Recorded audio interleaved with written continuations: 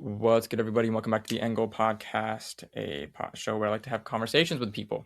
That's mainly it. Meaningful conversations with people that I find interesting, on topics that I find interesting or informative. Today is kind of a very special podcast. It's more for me than whoever's listening, to be honest with you. It's really just more for me than whoever's listening. So whoever's listening, just know that this is Arch is probably my top 5 podcasts of the year, and it's only February. We're talking with Shami Stovall. She is the author of 2 books that I read last year. 13 books that I read last year. And I've been a fan ever since. And this year I reached out and said, "Can I talk to you?" And she said, "Yeah, sure, why not?" And so we're here now. Shami, thank you for joining me. Thank you for having me on. It's great to be here. Thank you. It's been a while. Can I just say, I want to start with how I got even introduced to your book in the first place. Sure, I'd love because to it wasn't by learning about the book. It was your graphics. Oh. It was like your little comic strip graphics that I would see on Twitter once I was like getting more into like the book twit space, and I was like, I get it. I'm a fan. And then I saw books, so I was like, wait, she actually writes books. That's fun. And then one month I was just looking for books to read, and Kindle Unlimited showed me this one along with other ones that I was going to read. So what I did was, at the beginning of the month, I read through all 6 or 7 of them for like 10 minutes each as like an introductory thing. And out of all the ones I read, I think the top 2 were like Nightmare Arcanist and one other one that I was like, after 10 minutes of this, I'm going to enjoy it. I already know I'm going to enjoy it. Okay, Volk Savin sitting on that cliff at the beginning of Nightmare Arcanist. I was like, I'm going to enjoy this. I don't know. I'm going to enjoy it. And so I started. So 3 out of the 5, 6 books I read that month, I actually DNF'd because I wanted to start this one. And then when I started this, I immediately read the next 8, like day after day after day. This was in May of 2024. So technically I should have been working, but what would happen was I would just open my Kindle and I wouldn't close it until it was done, and then I would get some work done. So however long it took me to finish a book, I would finish the book. And then I started Academy Arcanist immediately, like literally the day after I finished Frith Chronicles. So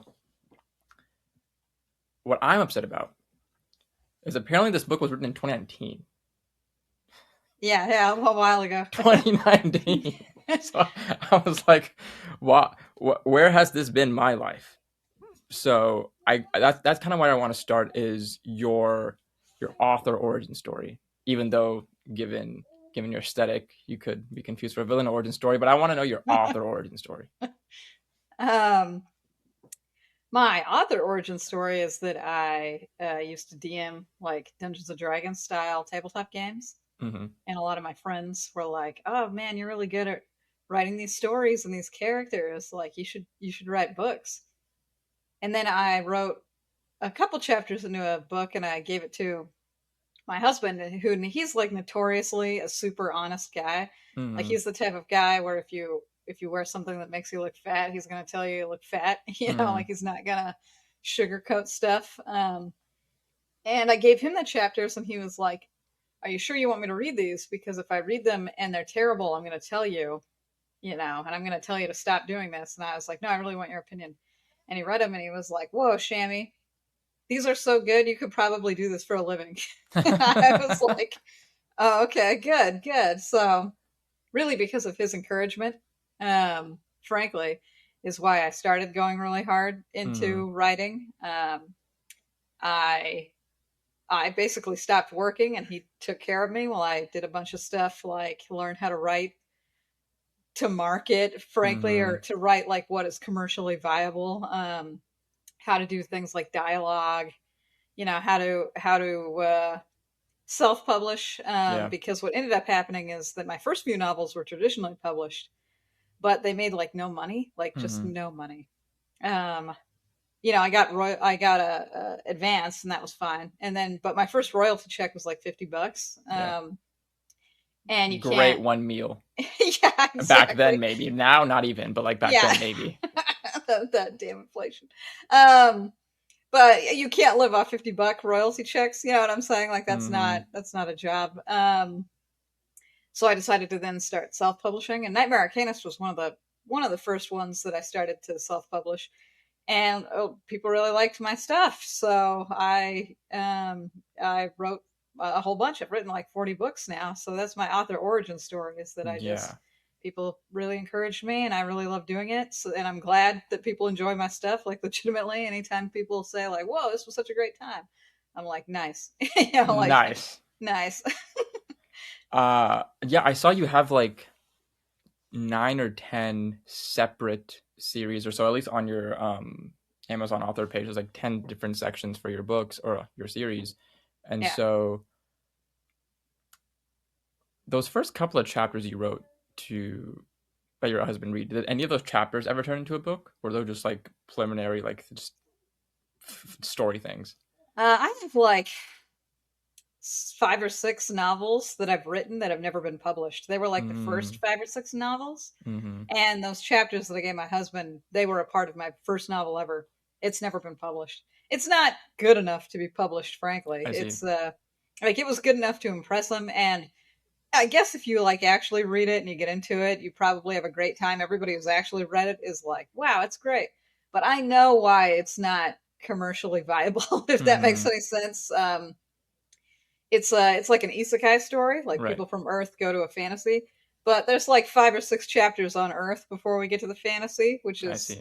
frankly not. It's not first episode getting isekai from a classroom into a fantasy world. Yeah, yeah, and That's that's fair. more what's commercial nowadays. Like Sure. it's people they famously keep saying that people have TikTok attention, that everybody's attention span is very short. They're only going to give your Mm-hmm. story like this amount of time to hook them. Mm-hmm. Even you started this podcast with like, I give them 10 minutes, you know, you know what I'm Yeah, saying? And that's I'm like, fair. That's fair. That's yeah. fair. That's fair. So I only got 10 minutes to hook you, and if I'm going to waste 5 or 6 chapters on Earth, I'm clearly fucking up. You know what I'm Fair. saying? So Yeah. it's just, even if I like the story and I like all the characters and I like where it goes, and there's some banger chapters and I love everything about it, and it's like 500,000 words, you know, that I wrote Mm-hmm. in this like little series that's never been published. I know why it wouldn't sell. You know what I'm saying? Yeah. Like I know. I look at it and I'm like, oh, Shami, if you ever want this series to be published, you have to rewrite it, knowing what you do Mm, now with all your fair. current skills. You know what I'm saying? Yeah. So I get that. I get it. Well, that's fair. That's a fair thing about attention span. But then what do you think about, you know, you have these series and the first one that comes to mind is Sun Eater because everybody on TikTok's talking about it and trying to get me to read it. And I'm saying no. But like when somebody says like, hey, first 2 books are slow, but then by book 3, halfway through book 3, it really picks up and then it becomes one of the best of all time. And I was like, how do you it's like how do you convince somebody to spend their time reading 2 slow books, slow quote unquote, and then get through the rest. But well, when was the first Sun Eater published? In all that seriousness, when was the first that's one? that's a very good point, 2018. Okay, yeah. That's a little. and that's So fair because I wasn't I feel necessarily. like a series that if it was published a while ago, so they say this Mm-hmm, about Dresden too. They're like the first 3 books of Dresden too slow, but then the rest yeah. of the series picks up and it's a roller coaster ride.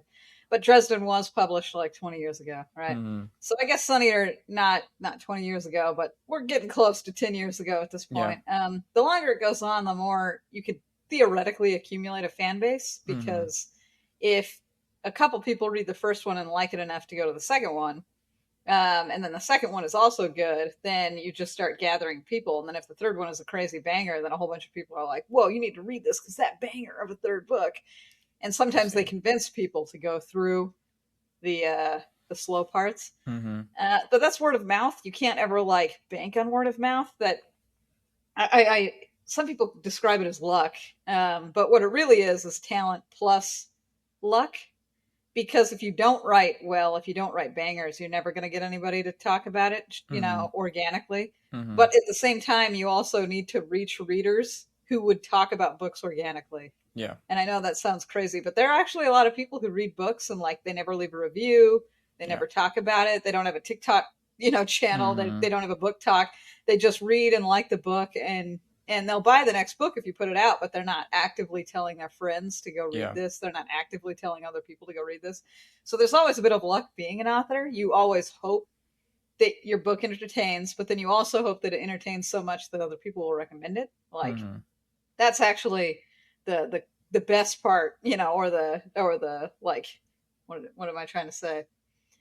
The top of the mountain, the cream of the crop, the reader that you hope to reach is the reader that will tell everybody else and will shout from the mountaintops like, Yes. man, this book is worth reading. Because frankly, I mean, there's thousands and thousands, millions of books, so many books out there. There are tons and tons of bangers that just never get, you know, nobody ever sees them. Nobody ever reads them. And they could be the greatest work of all time, but because nobody is talking about it, no one's recommending it. No one, you know, only 2 people are going to read it ever. So I think about that sometimes. yeah, Everything you just talked about. Yeah. But well, that's the luck component. Yeah. That's the unfortunate part of sometimes when you do these like creative endeavors, you have to get a little bit lucky. You have to find a reader who likes your stuff enough that they'll recommend it to others, and then they'll recommend it to their friends, and so on and so forth. It snowballs, and then it's cool, and everybody high fives because everybody's having fun, right? Like that's the goal. That's what you hope for.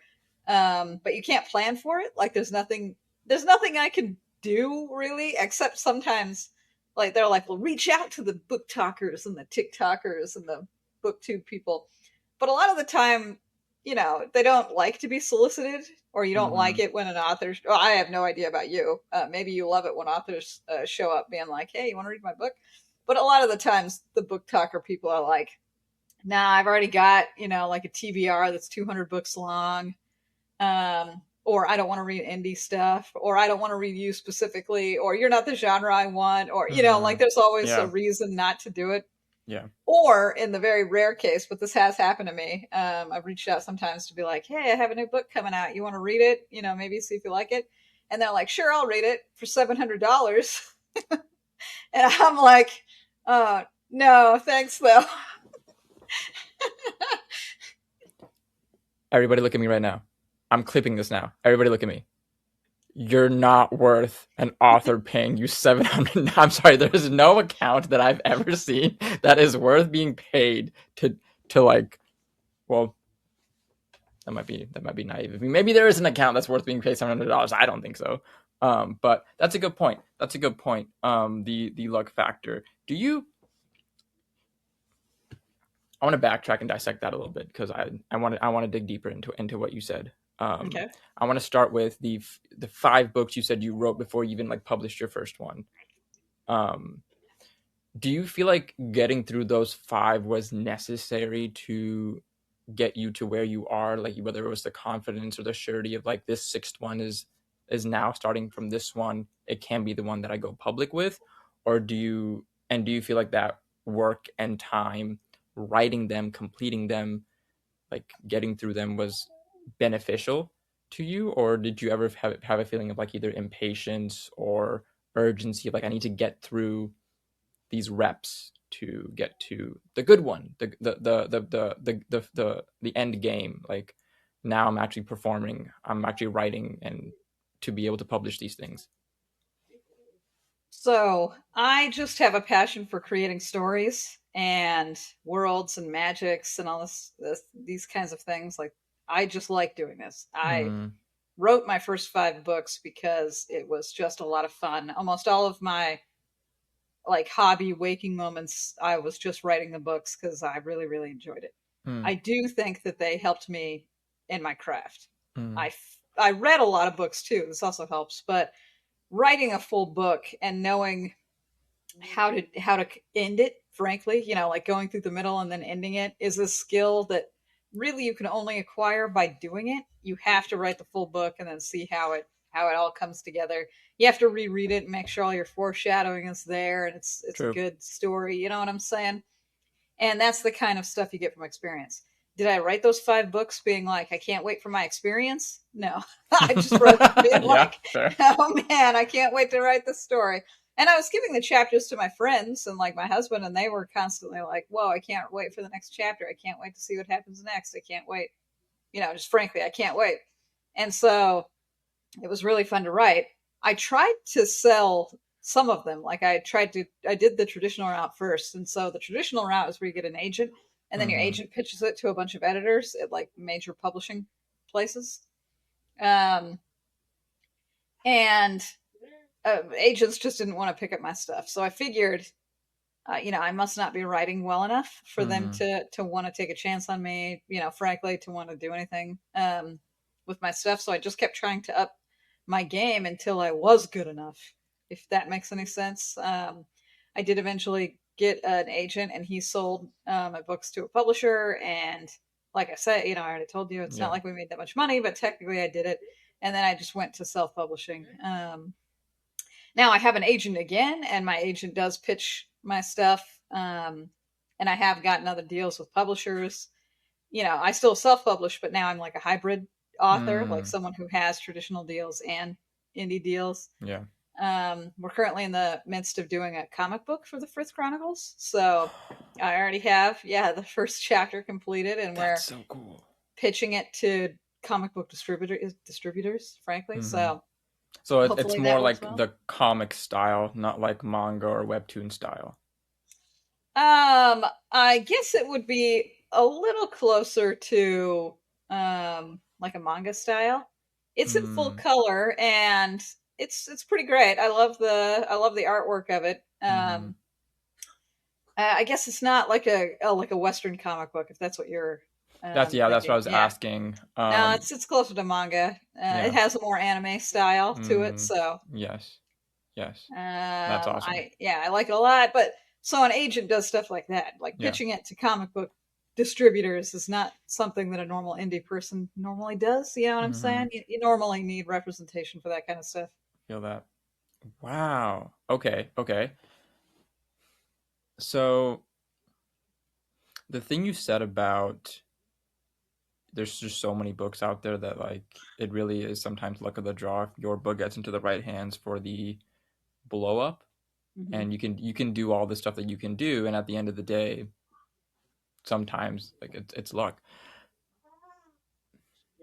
And then you talked about there are people out there who only read specific genres, only read trap publish, don't really read self-published or indie and things like that, or don't read like less known books. And I just wanted to pause on that real quick, and for everyone listening, is to actually think about where the books you get come from, because in my experience I've only read books from like public libraries and Hastings and Barnes and Nobles up until I was in high school, and then I dropped reading off until I came back to reading in like 2022, and then I discovered kind of the differences. I actually didn't even know until like 2022, which is what 4 years ago, that there was a thing called traditional publishing and self-publishing and indie books and things like that, or all these like differences of like genres and things like that. I thought it was the basic genres that I would see in like my school library, public library. And then I read specifically books that would be like deemed indie or self-published, and I was like, these are fire, because these are books that I'm actually glad I spent my money on, instead of books that I would buy. Then I was like, I don't know why I don't want this in my house. I really don't. It's not enjoyable. So there are so many good books out there if you allow yourself to open up like your boundaries and kind of explore. Guy like me, Kindle's algorithm has me in a chokehold.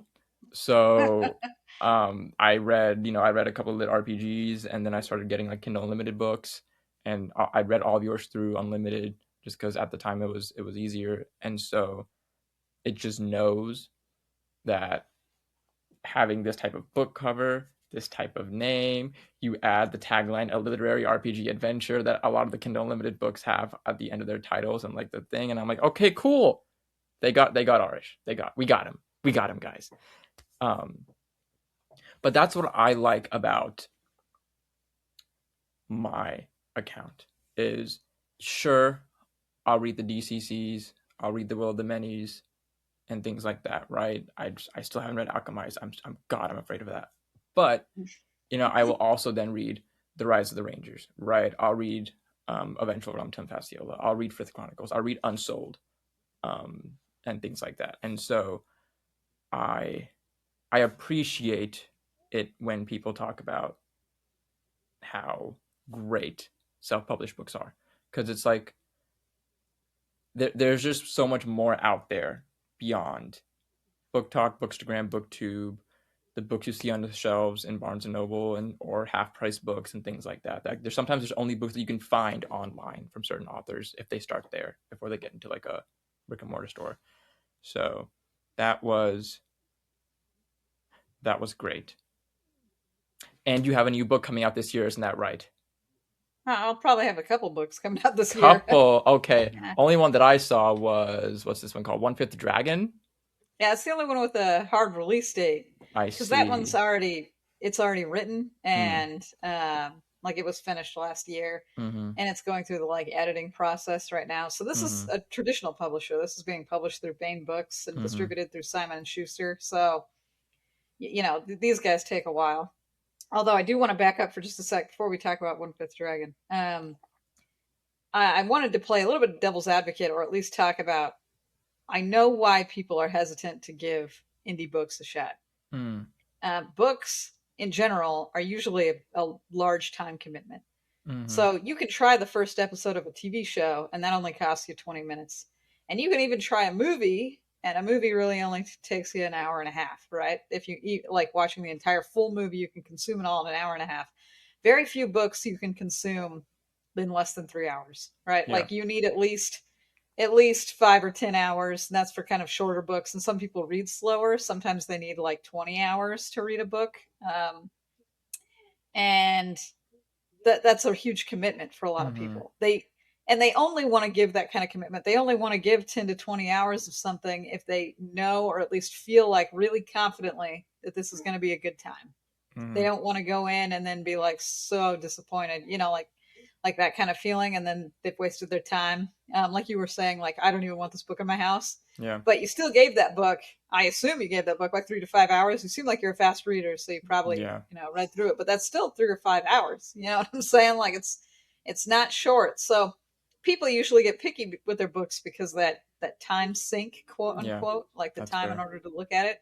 And so when they see a book with only like 2 reviews, and they're like, this is probably going to suck, and then they like fly off. You know what I'm saying? That's why that word of mouth is so important or valuable. If somebody else says, hey, even if there's only 2 reviews, this is actually a banger, you should totally give it a shot, people will be like, you know what?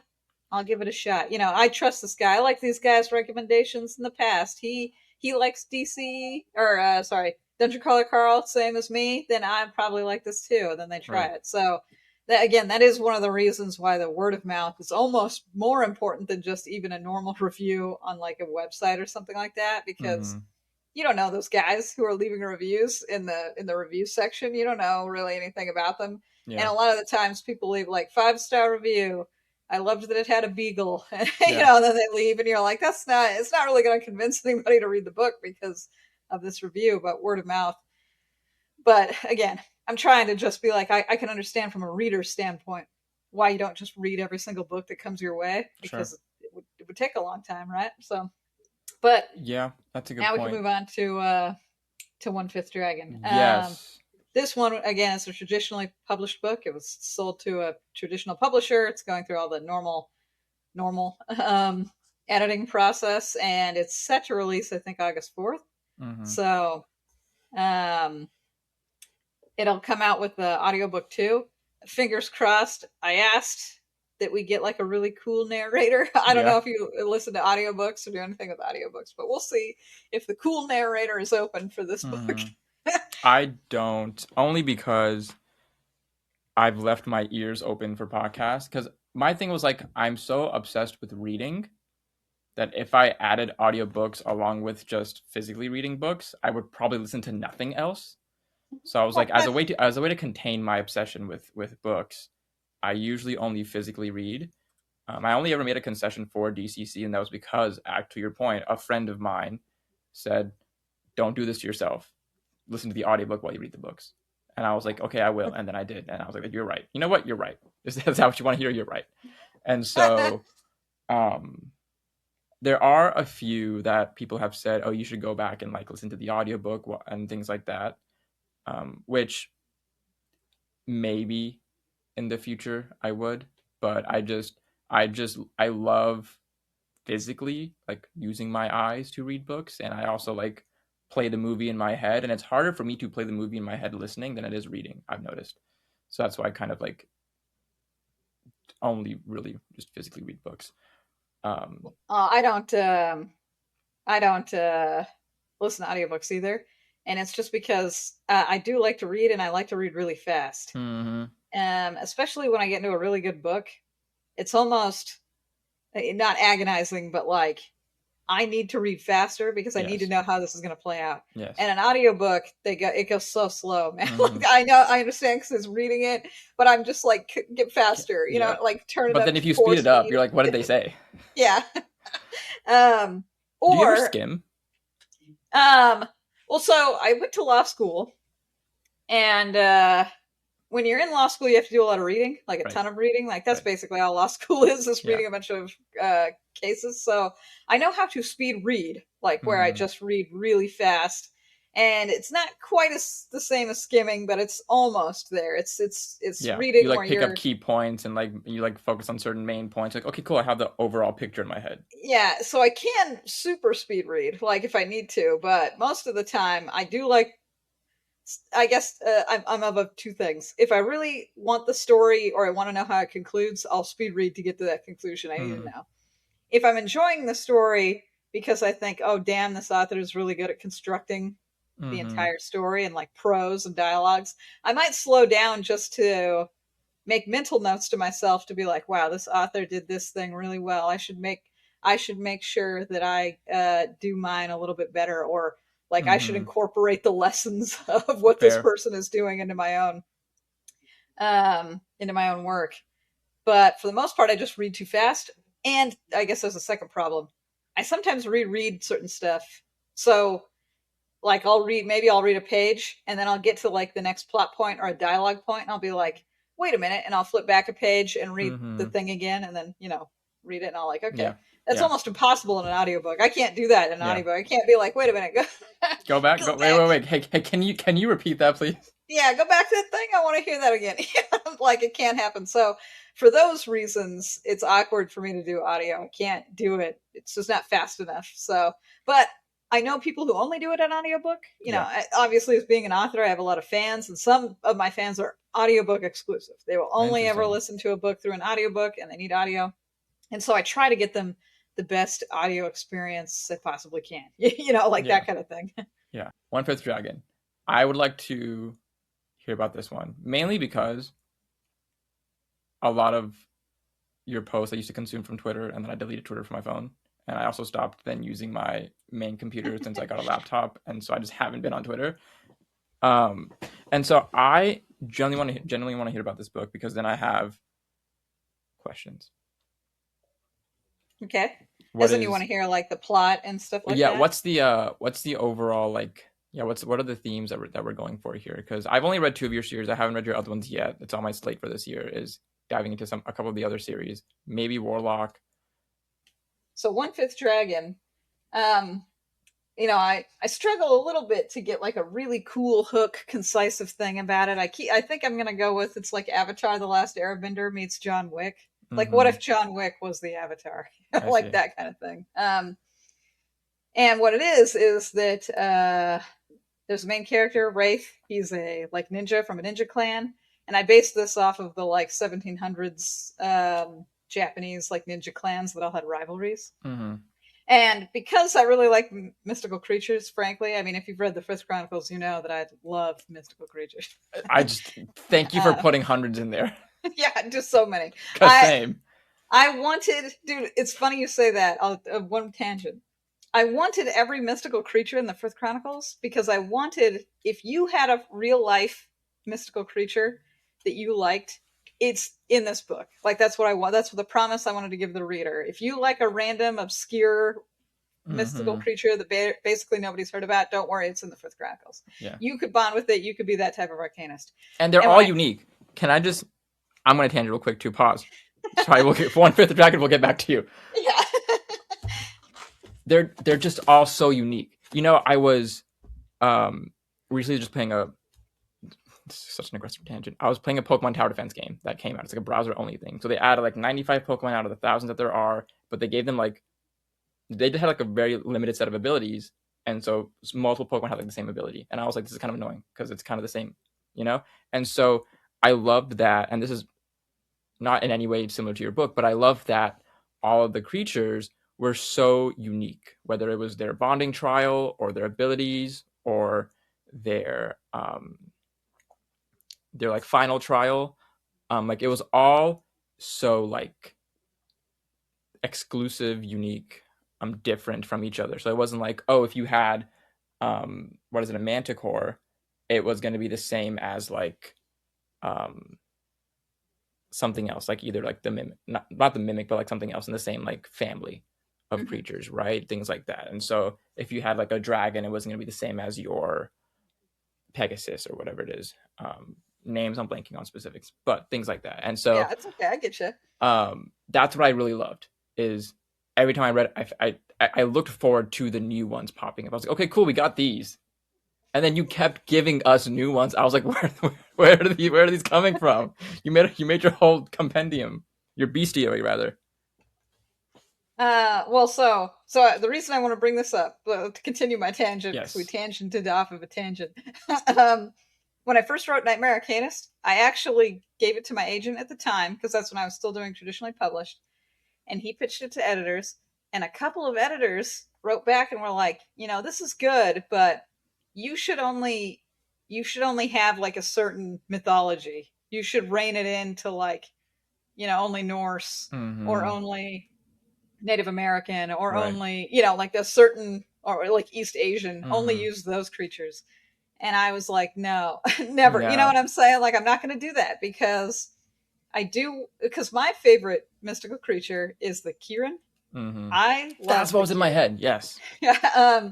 Ever since I've learned about it, it's been my favorite one. I've always thought it was cool and interesting.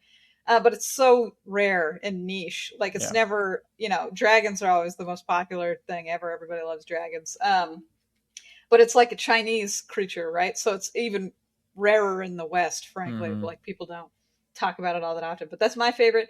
And I wanted it in there alongside all the dragons and all these other things. And I wanted to make my own. I'm a huge fan of Pokemon and Digimon and all that other kind of stuff. I wanted to make my own ones. The Rizzle and the Nightmare and the Ethereal Whelk, these are all just things I made up because I wanted them for the story. And so I wanted like all the creatures. I just wanted it to be cool and fun and interesting. You know what I'm saying? So I love mystical creatures. That's how we're getting back to 1/5 Dragon. All of the ninja clans are clans around a mystical creature, basically. So the main character's clan is with the red dragon. And the clan that he believes killed his family is from the Pegasus clan. And they have powers based off their creatures. So if you've read my Frith Chronicles, you're probably going to be like, dang, man, like this is cool because Pegasus clan will have like Pegasus powers and Red Dragon clan has Red Dragon powers. Anyway, Red Dragon clan was basically killed to the last man. There's only like 7 of them remaining, including the main character. And he's like, the Pegasus people killed my clan, so I'm going to John Wick Rambo style kill these guys, because how dare they? And this is kind of a spoiler, but like 10 chapters in, you figure this out. It's not the Pegasus clan who killed his clan. It's his new adopted clan, like his new family. I was going to ask if there was a betrayal like that, because that's just that's so cool. I'm more so excited to read how it happens now. I don't even mind that that's a thing in the book. I just want to know how it happens now. Okay, yeah. So it's kind of a spoiler, but it's pretty early because this is the hook of the book, quote unquote. Is this? Oh no, the family who's raised me is actually my real family's killer. Yeah. And so that's really fun. That's cool. That's cool. And so there are lots of ninja clans that all have these like cool mystical creatures. I even hinted at or talked about that there's a clan that has nightmare like powers, like there are nightmares in this world and stuff like that, and I really like it, frankly. Like I'm like, oh, this is really fun. So yeah, it's a really fun ninja guy gets revenge story, but using this mystical creatures and clans around mystical creatures. So not quite the Frith Chronicles. This is definitely more adult. It's a more adult version of what's going on there. Great. But Yeah. the Frith Chronicles is 100% like a YA, yeah, like adventure. definitely like not necessarily power of friendship, but like group of friends, and like really hones in on like found family almost, I believe, or and definitely, yeah, very YA. But I think that's why I liked it a lot, is because it reminded me of the YA I used to read back then. But I mean, it was released in 2019, so technically back then is when I should have read it. But the YA I used to read, like, back then, or the game, like the video games or the manga that I read that are like found family and things like that. And so it was it was so reminiscent of what I, as a gamer and a manga reader and a webtoon reader and everything like that I love, but just in text. Because a lot of the times people are like, Western books and like text have their own field, and they do like, then you read manga and webtoon, and it's like, well, that's fair. This is not like me reading The Warrior Heir by Cinda Williams Chima, which is one of my favorite books. It's not necessarily this. I couldn't necessarily find that in a manga or manhwa, but it's like you basically took what I love about Eastern comic culture and put it into a book. And I'm like, that's sick. I always thought that without the visuals and things like that, I would get confused, or I would like not know how something looked, or I would get like things, forget things. But I didn't, because the books are relatively like average size and easy to get through. Like I said, you can get through them in a day. I would basically start one at night and finish it the following morning around like 10 or 11 a.m. I would probably start at like 6 or 7 p.m. My wife was like, "You're literally married to that Kindle." And I was like, sorry. That's cool. That's awesome. I wanted to ask, I'm already going to be checking out One Fifth Dragon when it drops later this year. But as someone who has started with Frith and Astra, I kind of signify those separately, opposite. Where could I go next if I didn't want to wait until 1/5? So I've written in lots of genres, frankly. The for real is the which genres are your favorite. Now those are my YA fantasies. Right. I don't really have a bunch of other YA fantasies. I do think that the closest to a YA fantasy would probably be my Words of Power series. Mm-hmm. But if you like space opera, I think my Star Mark Rising is probably one of the best novels I've ever written. Mm-hmm. It's not one of my like most popular, but it's probably one of my better ones. I do have the Warlock series, and a lot of people love it, and I love it. It's very fun to write, but it's urban fantasy, and it's more like the Dresden Files. And it's definitely more about like picking yourself back up, getting back on the horse, if that makes any sense. The main character, his brother died 10 years prior to the first book, and he basically went into a depression and a slump. And, as one does. Might as well have been dead. He just was in his apartment. He wasn't doing any work. He wasn't taking care of himself. Like, he just was ready to die, And the first book starts, like, chapter 1 starts with a little girl knocking on his door and being like, "Help, my mom was just murdered. Can you help me?" She said if I was ever in trouble, I should go to you, because she said you're the most powerful warlock in the world. And he's like, I guess. Like, he's very grumpy and reluctant to do anything. Yeah. And in the very first few chapters, it becomes very apparent that there's like a bigger, grander conspiracy going on here than just somebody got murdered. And so he begrudgingly gets back on the scene and like solves this crime. But in the process of helping the little girl, he's like helping himself. I think I like the very first book because I feel like it captures, or at least for me as an author, it captures that he got his mojo back. It's hard to write that sometimes. You know what I'm saying? It's hard to write the character who's depressed but now gets back into it. But it's fun. I love it. If you like, or if you resonate with those types of stories, like where a character could get back into the race, but depression or something like that is holding him back. But if you don't, you know what I'm saying? Like, you shouldn't read that book. Well, that's what it's about. So I was looking at Words of Power or Warlock series anyway, only because I haven't read many recently urban fantasies, because they've, like, for some reason all the books have been going to the high fantasy section, or like the New World section. And so I saw what is it? Time Marked, Yeah, time marked and Warlord. then Chronos 24 Hour, and then Time God. Is it only a 4-book series, or is it more afterwards? It's gonna have more. So this is the type of book series where it has an overarching plot, but every Mm-hmm. book is its own Episodic. thing. Yeah. Yeah. So the Well, first so book, we're catching the murderer, and the yes. second book, he's looking for. So some guy in Oakland calls him up and is like, "See if my wife is cheating on me." Yeah. And then he does that. Now that turns out to be a bigger case too, right? And then Mm-hmm. the third book, there's like an evil wizard, um, who's killing people and generally being an evil gangster that we have to fight, right? Mm-hmm. And in the fourth book, there's some missing kids in Lake Tahoe. So each Yeah. one is episodic, but there is a much bigger story in the background, and every book deals with that. So That's what I noticed about Frith, and then I compared it to other, like, after you get past a trilogy, because most people kind of like, if it's not a trilogy, it's going for like a good amount of books. And so it's like the first, I've noticed 2 to 3 books are almost always episodic, and then by the third book it's like, okay, now we're just opening it to like the overall plot, and then each book afterwards is like mainly the overall plot, and then there's like the sub mhm. conflicts that get introduced and resolved in the book, but then mainly the entire book is just about the overall plot, which is like, in Frith, after book 3 is when you really got to know about the plague and the other like things that were going on, and they got really opened up the world building. Yeah. So is that like, not to say that's not intentional, but is that kind of a common thing? Is that, Uh, do you think that's actually common? so this is his first laugh ever. This is the first time he's ever laughed.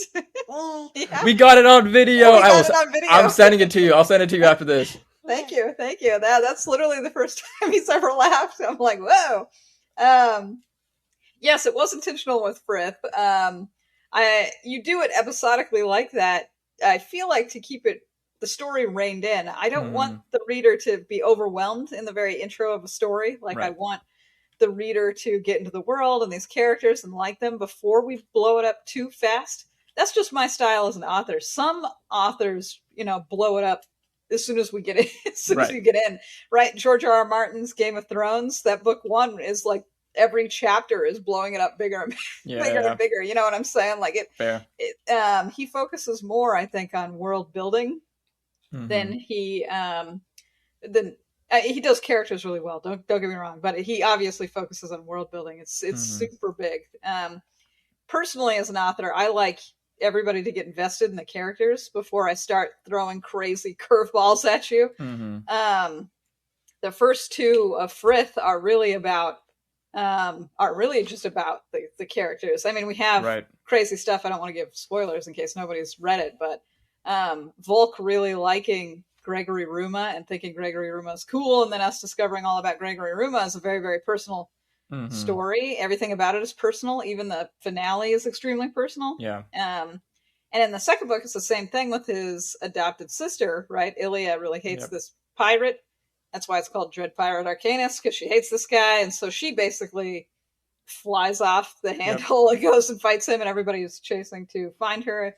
And the fight with him and the confrontation with him is very personal. But, I mean, you've read the series, so you know. In the second book, I hinted at the larger confrontation. He's getting a piece of a god creature randomly. You know what I'm saying? And you're like, why is he doing that? And the occult compass, like why would they have these things? Like that kind of stuff. But it's a personal tale. It's a personal story about what they're doing. And then in book 3, I like to open it up because now, if you've read to book 3, you probably are really invested in the characters, right? You know a lot about Volk. You know a lot about Ilia, Zaxxas, their mentor. You know everybody here. You like them all. And now when things get really serious, because frankly, things get very serious in the third book. You're worried about them, right? You don't want anything bad to happen to them, and you want everything to work out really well. And so I like that just personally as a author. That's just my personal style. Now, I think a lot of other authors do it as well for the exact same reason that I just did, because it's a little bit easier to get really invested in characters, especially when you can see a beginning, middle, and resolution to a problem. Yeah. It's difficult sometimes, I think, to just maintain in your head a problem, like a same problem that goes over like 7 books. Mm-hmm. Right? Like if there was a teeny weeny minor problem for 7 books that just kept going on, it never got resolved. A lot of readers feel frustration with that. Like they'll be like, "Oh, geez, like just solve that already." Yes, yes. There was in 2017. It's when I first started reading aggressively again that summer, because I would use the train to go to my internship in the summers between universities, or between sophomore and junior year. And so I got this one series on Kindle Unlimited, and every book was so episodic that it was like, it's not even fun, because I know you're gonna try to do this thing, I know it's gonna be thwarted, and it just makes no sense why it was thwarted. It's just being pigeonholed like into like, it just didn't make sense. And I was like, I'm so tired. I'm like, Shami, I got the book. I think I got to book 7, because I was so when I'm invested in something, I try to see it through. I really do. When I'm like, I don't DNF books lightly, and so I was like, why are you doing this? Like, at least you could have like finished that arc and then got into a new conflict. I would have enjoyed that too. And so by the time I was like, oh, it's still an episode by book 7, I was like, I feel like you're just pumping and I think it was like releasing monthly. So I was like, at this point, you're just releasing a TV show for me monthly to read. So. Yeah. Well, some series do that. I don't know if you know who Dan Brown is, but he does like murder like mysteries, mm-hmm. and people describe his books as a house, and you already know where every room is and the layout of the house. But this house, the wallpaper is different and the furniture is slightly different. That's how they describe all of his books. All of his books are extremely formulaic. Right. Like, you know exactly how this is going to play out, but it's different than the last one, technically. You know what I'm saying? Like, technically. A lot of romance books do that too, frankly. I don't know if you've ever heard of Nora Roberts. Yes, I have. She was really popular, I think, like 20 years ago. I only know her because my mom really liked Nora Roberts. So when I was younger, a ton of Nora Roberts books were around the house, and I read a couple of them. And they are exactly like this. And you would think that they weren't, because the description would be so crazy different. Like, one would be like, a lady is working on a farm, and a businessman comes from the big city to here, and then they fall in love, and you're like, okay. Yeah. But then the next book would be like, the circus, a guy owns a circus, and a lady goes to work for the circus, and then they fall in love, and you hear those two, and you're like, they got to be vastly different. One's in a circus, you know what I'm saying? Like, surely this is different. But no, man, they're the exact, like, it has the same plot beats. It has the same feeling. Right. These characters have the same will they, won't they attraction. One of them has like big city interests. The other one doesn't have big city interests. So even though it took place in a circus and the other one took place in a farm, they might as well have been the exact same story. Well, that's why I liked Nancy Drew back in the day, and I'm talking about elementary school at this point. But like, I like the whole, okay, cool, you're following a character, and they're just doing these things, Hardy Boys, Nancy Drew, that kind of stuff, right? But then when I got into like series, and I was like, this just doesn't. I guess for me, the formula wasn't working. Essentially, is what I think happened. Yeah. But Terena's back in. Hello, little guy. Same, literally. I wanted to ask how the ideas get generated in your head for these books. I mean, you said I'm following your Twitter. You're massive, also gamer and reader of other genres and mediums and mythologies and stuff. But how do like ideas you think, or do you think like every idea you have is worth a book, or are there some that you're like, it's a cool idea, but I don't think it's worth a book maybe right now? So like, how do you kind of filter the ones that you're like, I want to make this into a book? It's not so much like that there's one idea that makes a book. It's like a whole bunch of little ideas that make a book, right? So most of the time what I think about is like my favorite things, and then I try to mix them together. So the Frith Chronicles is just a whole bunch of my favorite things squished together. I love things like Pokemon and Digimon and Monster Rancher, so I wanted a story that had a lot of mystical creatures. Yep. I like it when the mystical creatures have their own little personalities and like Yep. names. So I decided to go with that, right? Like, so they all can talk. And then I would think to myself, well, how would this world work if we just had tons and tons of creatures rolling around and they had magical powers? Why aren't the creatures just the main characters? Why are people even involved? Like why do we care? In Pokemon, they don't even really have an answer to this. They're just like the trainer has to train them and catch them in a Pokeball. And catch them, and they're just like, it's like actual animals, but then also a plethora of Pokemon, and the Pokemon also act as animals, and it's like you have like non-Pokemon animals and Pokemon animals, which I like Digimon. That's why I like Digimon more. Well, so, and some of the Pokemon are like, it's got a 3,000 IQ according to its fucking Pokédex. And I'm like, why does that guy need a trainer? You know what I'm saying? That's so fair. Why can't he just train himself? Yeah. As a matter of fact, how come he isn't training humans? Yeah. Like, why does the Metagross need to be trained? Why does Mewtwo need to be trained? So I never liked that about Pokemon. I think that was not very well thought out. It was too childish. And I agree with you. That's why I liked Digimon. Because the Digimon universe is like, oh, the humans and the Digimon somehow like draw on each other, like the Digimon need the humans in order to digivolve because of emotions or something. And in one of the series, it's because they physically merged together, right? Like, so good. Yeah, I like that one a lot, and I was like, wow, this is cool. Digimon Frontier, everybody, if you're listening, go ahead. So I wanted something like that. So I thought about it for a while, and I was like, okay, what if the creatures can't age unless they bond with a human, and the humans get magical power in return for basically giving a piece of their soul to this creature so it can start aging. And I liked that a lot. I thought that was really fun and cool and made the creature feel special and interesting.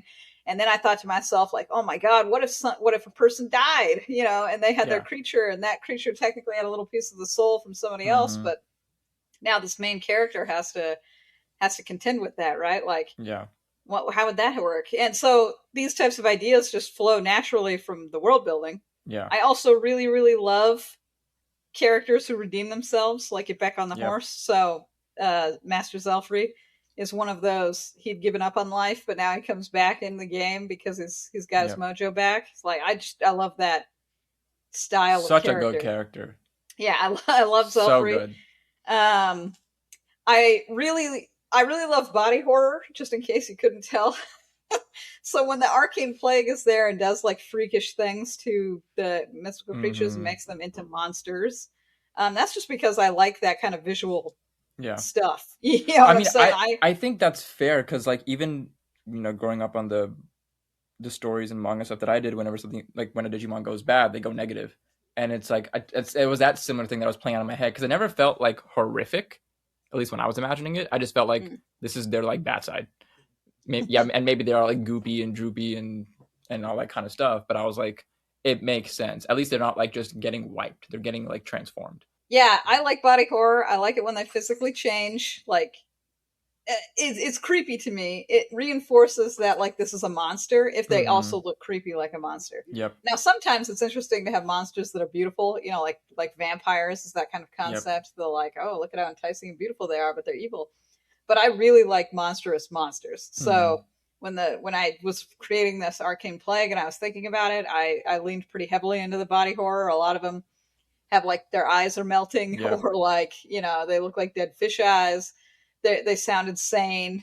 They grow extra limbs or like maggots or worms are coming out of them. Like just things that are unsettling and like horrific. Yep. Literally in book 1 when you had that. Yeah, so it's a spoiler, but when you had that thing in book 1. Yeah. Yeah. That was cool. Okay, cool. So you just say, I like all these little things, and I'm going to put them into a book. Yeah. They're just my favorite things, and I just keep putting them into the book. I keep putting them, I have a degree in history, so I was like, what are we going to have for the setting of the book? Yeah. And what I thought to myself is that there aren't a whole lot of fantasy books that take place in the Age of Pirates and the Age of Sail. That's so true. Yeah. It's just very rare. Nobody really does that. And I like their Age of Sail. Yeah. And I like things like having free ports. Yeah. And free ports are where even pirates can come in and port, and there isn't law enforcement, frankly. which is how I got, in book 2, we go to the pirate port Right. basically and deal with a lot of pirates. So I use, it's things like that where I'm like, at every step where I think to myself, how is this going to work is like a story. Mm-hmm. I answered myself, that's how I build it. Yeah. Who's the main character going to be?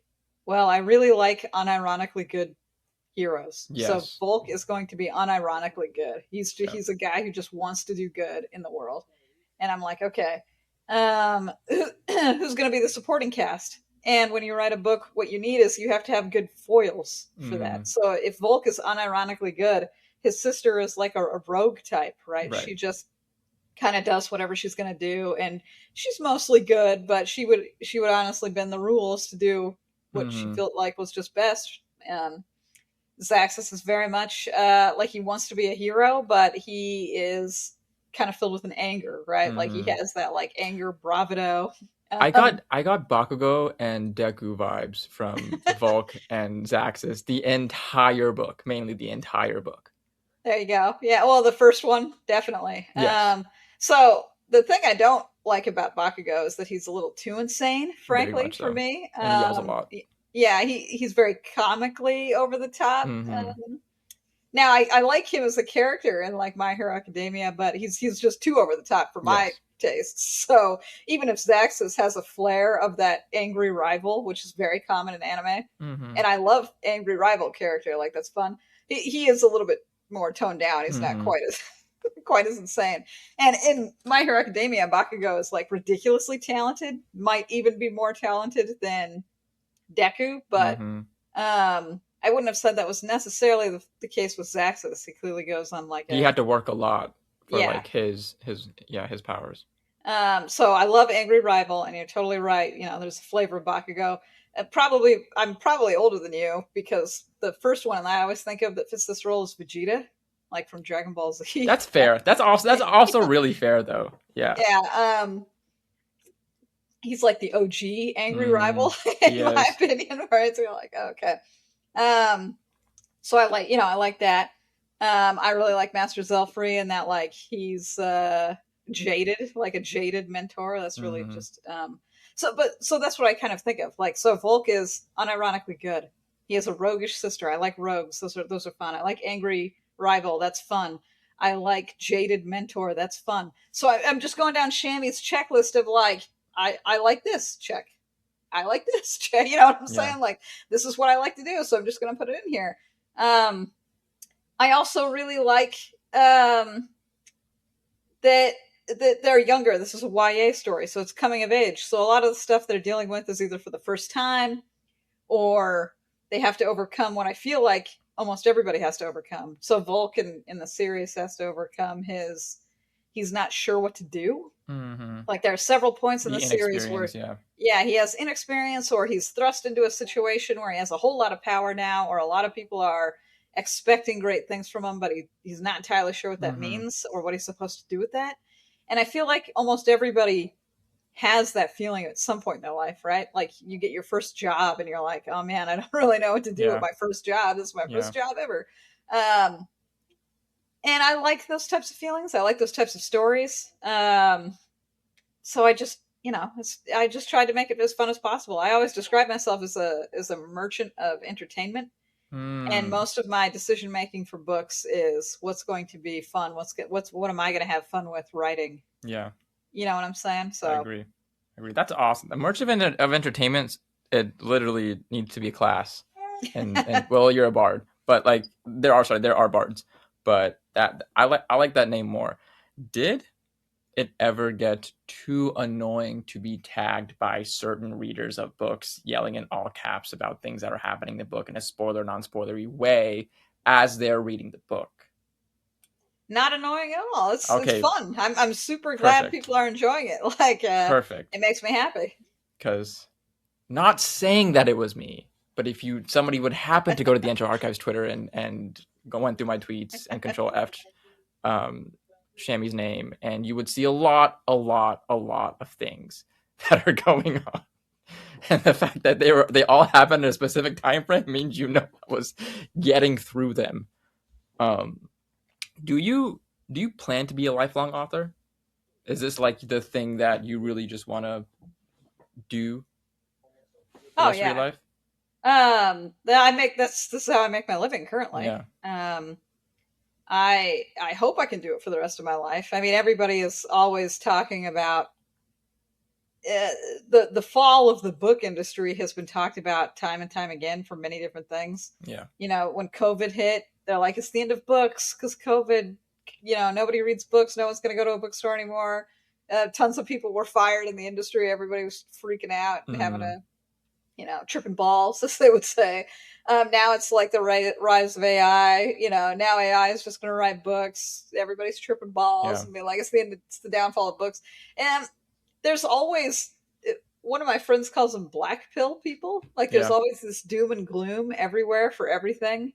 You really have to ignore that kind of stuff. Yeah. Agreed. I know a lot of people who make lots of good money still on books, even if people are pumping out 10 million AI books every day. You know what I'm saying?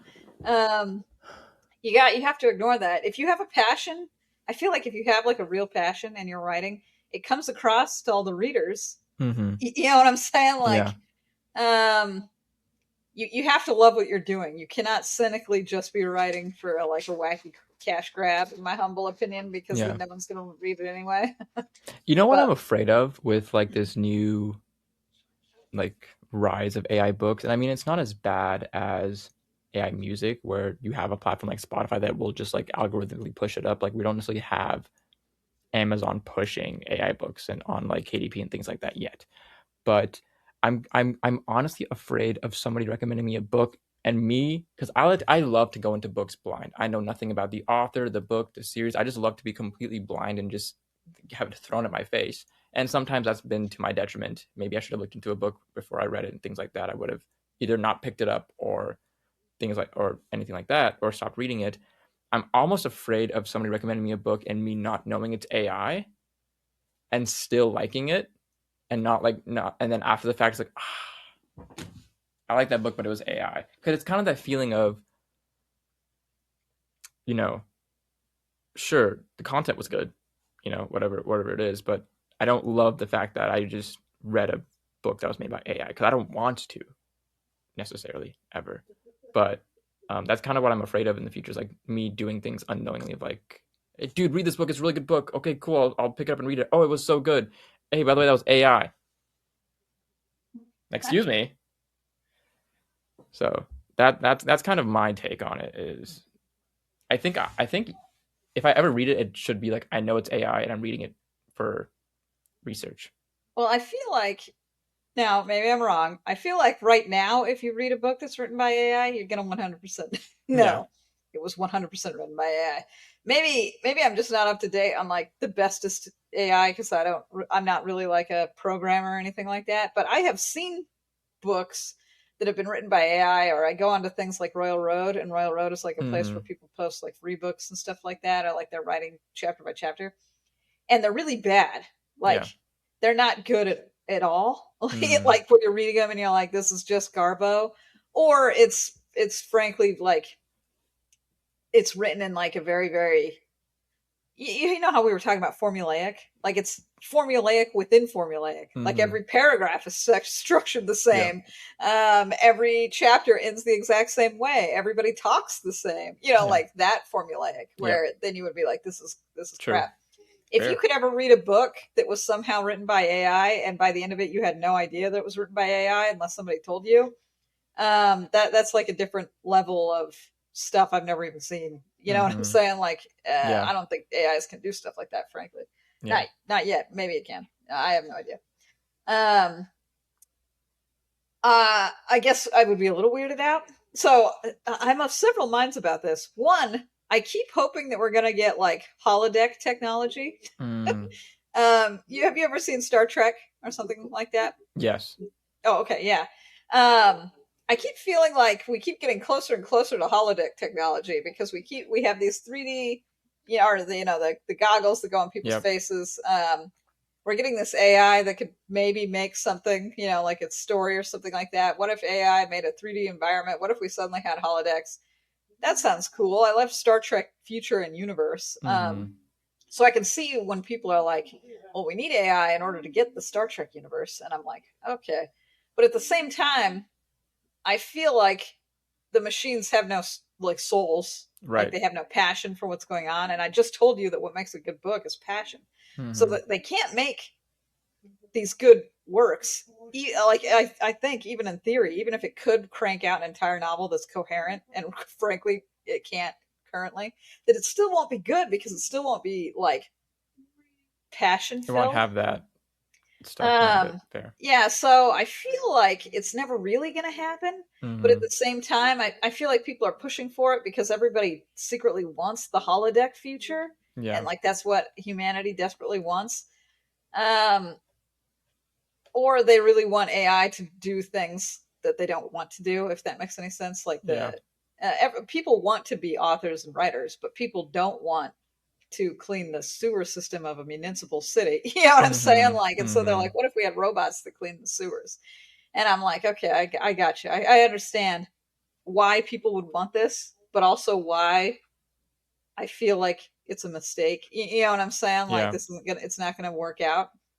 Um, Because I feel like, we're going into a AI tangent that, don't worry, people who are listening, it's not going to get too deep, but I will get deep.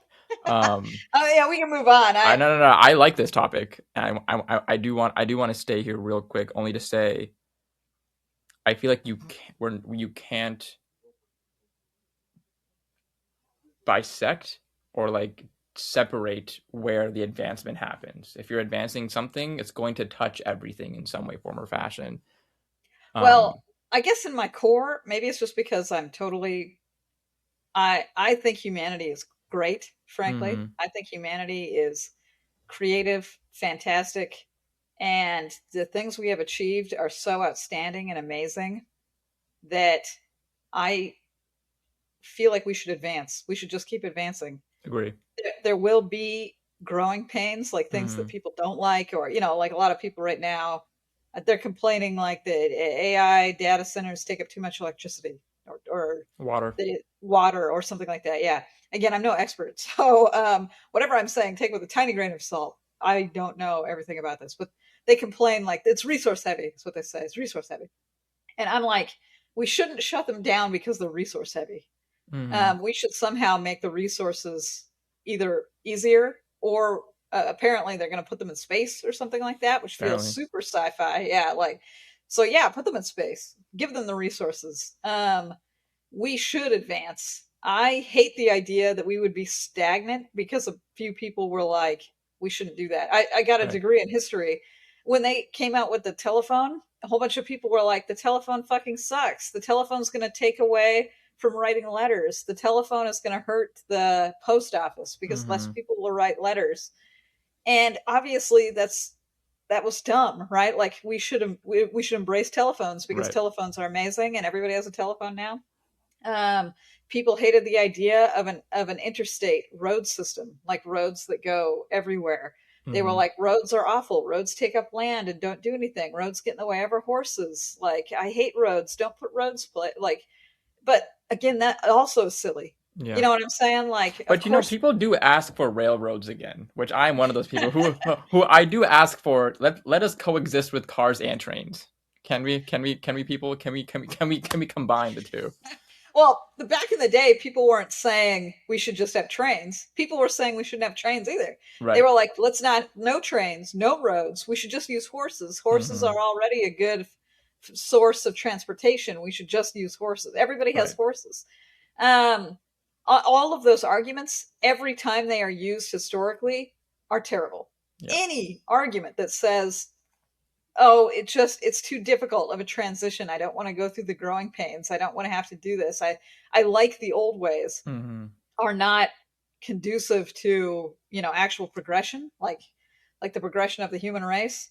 Now I understand on the flip side, some people are like, well, if you go too fast, what if there are consequences that we can't see right now that will then Right. manifest in 10 years that are going to Right. hurt us all, and that'll be super sad.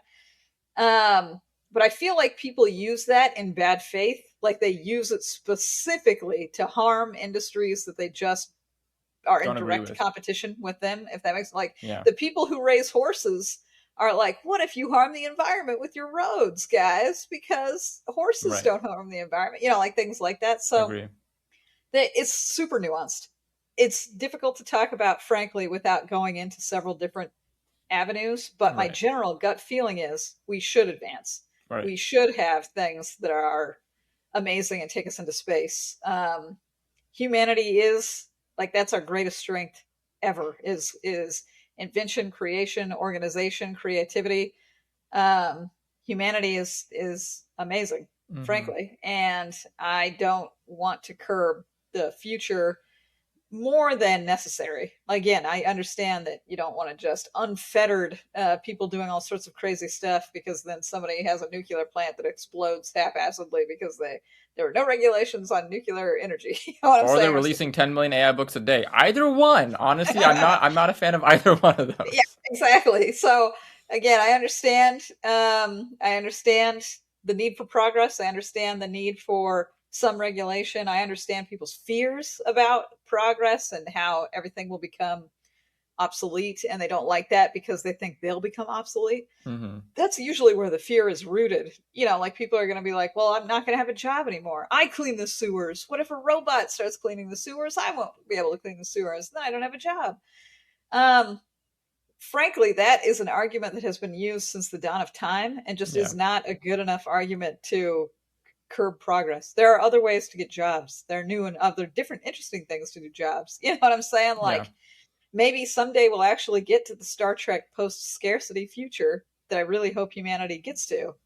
I mean, if we really do have automated farming and automated resource gathering, maybe we can, in fact, get to post scarcity. Maybe nobody can go hungry. Maybe we can desalinize water and just have the freshest water forever. Maybe we could gather water from fucking asteroids that have ice on them. You know what I'm saying? Mm-hmm. And then we don't even have to use any sort of water on Earth. What if we can do all these awesome things and we can't reach that future unless we do go through these growing pains, like Right. the weirdness? Yeah. And yeah, there currently right now there's like 10 million AI books being put on Amazon every single day. They are garbo, you know what I'm Yep. saying? Like, they're not good at all. I don't recommend anybody spend their time on them. But I guess we're gonna have to suffer through some idiots doing this occasionally before we can get to our epic future. The real I key is that we want need to keep that smart in mind. glasses. Oh, I've heard that they don't they have No, them? they Aren't have there? them. I'm just waiting for them to get better. Oh, okay, yeah. Because I bought a set of rudimentary ones, like first gen ones, and I know like any technology you buy the first gen, you're paying like what they call the first gen tax of like the product you're getting is not going to be anything like the better one, and you're Mm. going to have to buy a better product eventually. But I'm not getting rid of these ever in my life, so Yeah. I love the idea of smart glasses, and I need them to focus on that. All your other tech over here, you already had your time with watches, you already had your time with phones. You're like, people are trying to put like, I saw some people say like they're putting like graphics and visuals on mouses. I'm like, no, stop stop distracting yourself from the best tech that you could focus on right now, which are smart glasses. Yeah, I agree. I also have to wear glasses all the time, and smart glasses sound like they would be great. I haven't gotten them because I have heard that they're not the greatest, but I heard they exist. Yeah. Um, I do want things like that. Like, I do hope for a future where we get Yeah. to like that Star Trek reality, and I feel like we could totally make it. Okay, now Mm-hmm. maybe I'm just too optimistic. Like I said, a lot of people are very doom and gloom and Mm-hmm. black pill. Everything is bad. Everything is terrible. We'll never have robots that clean the sewer. Like, Yeah. we'll never be post scarcity. All this other kind of stuff. But, and this might be silly. I don't know if you've ever seen The Office. You know No. what I'm talking about? Oh, okay. So there's a quote from The Office, and I feel like it probably defines me as a person, but one of the characters says, I would rather go broke betting on my own people than get rich by myself alone and jaded. Is that what Steve And Carell said? yeah, Okay. it's Michael Scott, the Okay. like manager guy. Okay. Um I feel like we should take a bet on optimism, Yeah. okay? And I feel like if more people did that, just the world in general would be a much happier, less depressed and anxiety filled place. Mm-hmm. I'm just taking a bet on optimism is just better. Like we should try to get to a post scarcity world. We should try that there's no hunger and there's Mm-hmm. nobody who needs water, Yeah. and that we can create whatever we want, and that everybody can be like taken care of. You know what I'm saying? Like that Yeah. sounds like an amazing future. In So, that in that vote of optimism, I wanted to ask, it's like on this similar train of AI, is there a specific technology that you think it's within our limits currently to make that you would really like to see come to fruition? Software technology, any type of like thing. well, lots of the stuff that I think would be cool in the immediate, I think they already are doing it. Like, I guess it would be cool if there were robots that just did things. You know, Mm-hmm. like, so for instance, a lot of cities, and I know this because used to be an attorney, and attorneys sit on like city council meetings and stuff like that. A lot of cities struggle with their budget because what they want to do is they want to maintain the city at a certain like level. So Mm-hmm. the roads can't have potholes, Yeah. the parks have to be tended, Yeah. um, city things like the city water source, you know, like the water facility that cleans the water needs to be maintained and needs, Mm-hmm. you know, all this other kind of stuff. um, what if there were just robots that just went around and did stuff like fill up potholes and went to the parks and made sure the parks were cleaned up and did routine maintenance work on sewage pipes, Mm-hmm. and you know what I'm saying, like things like that. The I guess I would, if I wanted to see an immediate tech like happen like tomorrow, it would be something like that. Yeah. Just robots that did what I feel like are jobs that people desperately want, but either they don't have the money for, like a city, like, you know, the city can only tax you so much. You Yeah. know what I'm saying? Fair. Like, Fair. Tax got to go and somewhere. yeah. And I'm gonna say something, and it's a little sad. But there is a ton of wasted tax money all the time. Mm-hmm. Okay, the city council, the stuff that I saw was stuff like, and then in the budget they decided to allocate $15,000 for a coffee machine for the city council people. And you're like, $15,000 under their goddamn coffee Nice. machine? You know what I'm saying? Like Nice. you could have filled up more potholes. Yeah. Instead, you know, you probably could have ordered Fill more Starbucks every potholes, day. less coffee pots. That's my tagline at the next city council meeting. They probably could have gotten Starbucks every day for, you know, instead of this coffee machine, and it would have been cheaper. um, and stuff like that. Where so they've only got a certain amount of money, and the people in charge aren't even spending it the greatest. And now they've run out of money, or now they're in debt, and now we still don't even have a city that has like Mm-hmm. potholes fixed. You know what I'm saying? Like, Feel that. I guess I would love it if there were robots that could just go around and do maintenance, like Yeah. basic maintenance. And even this is like, somebody would scream, "Well, they're taking the jobs. You take it," and I'm like, no, nobody was doing this job because Yeah. apparently there wasn't Because they're enough money in still the budget. out there. So it's Yeah. so um. Well, so a different. Let me give you a different example. There are lots of cities in the United States that are like 2,000 people, mm-hmm. right? So the taxes collected from this barely cover paying the one police officer, right, that's in town, Right. and the fire department that has to be there, or you know, like things like that. And so those towns are not like, they don't have a ton of maintenance people or maintenance Mm-hmm. workers. Like, imagine if those small towns just had a couple robots that went around and made everything okay. Right. Like, so I guess when I immediately think of like cool stuff I'd love to see in the future, like within the next 10 years, I'm hoping that that's one of those realities. Mm-hmm. Now, I don't know. Again, I'm not really an expert, but anytime like on social media when like a robot thing pops up and I'm like, wow, the robot was serving popcorn. I can't wait until that robot is cleaning, you know, like municipal areas and stuff. So That's that's a what I much hope more for. like selfless idea than the one that I had. And now I feel selfish for the idea that I have. Oh, well, what's your idea? Because what I want, and I was talking to my wife about this literally, like, I think last week. Hear me out. You have 2 bracelets on your wrist, right? You flick your wrist back, and you have a holographic keyboard, and you just start typing in air for things that you want, and then you flick it down, and it's done. Or if it's one-handed, you flick it up and it's like a phone keypad, and you start doing things like that, and you flick it down and it's done. I like gadgets, like me personally. So like when I was thinking about this, I was like, "Where's my holographic wrist keyboard, bro?" Like I don't care. Sure, I'll let smarter people figure out robots that help the world. I want to have the convenience of air keyboards. Dude, I guess if I want like a gadget for myself, I would want something that's like inserted into you that helps maintain you like healthy wise, you know. So a lot of bodies have a problem with like cholesterol clogging your Right. veins and stuff like that. What if there was just a fucking You want little micro microbots? machine, yeah, that just made sure you never had any sort of cholesterol buildup in your veins? What if there was a little machine inside of you that basically got rid of cancer anytime it started to show its Mm-hmm. head, you know, like it got rid of the proto cancer cells? What if while you're sleeping it shocks, you know, your muscles so that they spasm a little bit so that you're, you know, even getting a workout while you're Mm-hmm. sleeping that you can barely detect and you can just sleep right through it? What if it can clear out like the fogginess of being like groggy like instantly so that you could just wake up and you're super refreshed and you're ready to That'd go? be awesome. So we could reduce caffeine consumption, because guys, come on, Yeah. we got to chill with this caffeine. All right, Dr. Huberman said it. Wait until like 9:30 or 10 o'clock to have your caffeine, not 6:30 or 7 right when you wake up. Like, let's try these things. Yes. So I would like something like that. Like that would be amazing if there was But that's just still a so selfless. Just because you're still thinking about like health and safety and things that affect multiple people, and I'm just like, bro, let me have my whimsical magical keyboard.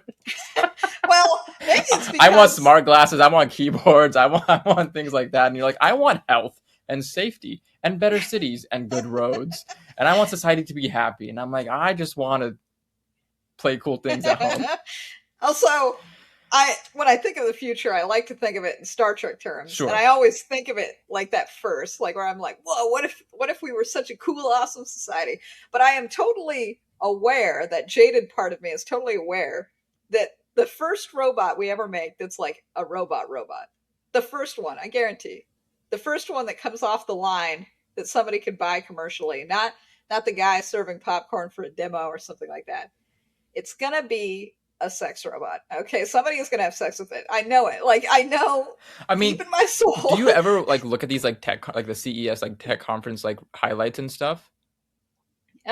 No, my husband, he likes to look at some of like the tech demos and stuff like Mm, that. But there's I don't usually. like not specifically sex robots yet, but there are half body ones. There are full body, like they're trying to sell like house nanny, like maid, like robots that just do things around the house, not looking like a maid, but they'll like Bro, do I your already know. laundry Okay, deep and in my soul, and do your I and already know.